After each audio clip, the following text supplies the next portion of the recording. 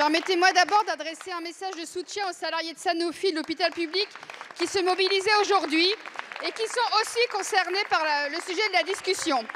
En 2023, le gouvernement a imposé sa réforme des retraites injuste, malgré un mouvement social historique et 70% des Français et Françaises qui s'y étaient opposés. La réforme des retraites de 2023 a volé 2 ans de vie aux travailleurs et travailleuses. C'est une réforme qui frappe particulièrement les plus précaires.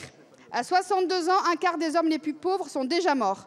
Une réforme vendue comme un moyen de réaliser des économies, réduite à peau de chagrin au fur et à mesure des débats, et des économies dérisoires face aux coûts faramineux engendrés en termes de maladies professionnelles, d'invalidité et de prolongation du chômage des seniors. Pour rappel, à 62 ans, 40% des personnes qui ne sont pas encore à la retraite ne sont déjà plus en emploi. Et ce n'est pas l'index senior, inspiré de l'inefficace index d'égalité professionnelle, qui améliorera les choses. Parlons d'égalité aussi. Les femmes, qui perçoivent des pensions de retraite inférieures de 40% à celles des hommes, paient aussi le prix de la réforme. Elles devront travailler en moyenne 9 mois de plus pour partir à taux plein, contre 5 mois pour les hommes. Une réforme enfin fondée sur le mensonge d'une retraite minimale à 1 200 € annoncée pour 2 millions de personnes, alors qu'en réalité, seuls 85 000 retraités ont bénéficié d'une revalorisation de leur pension. Je vous remercie de conclure, chers collègues.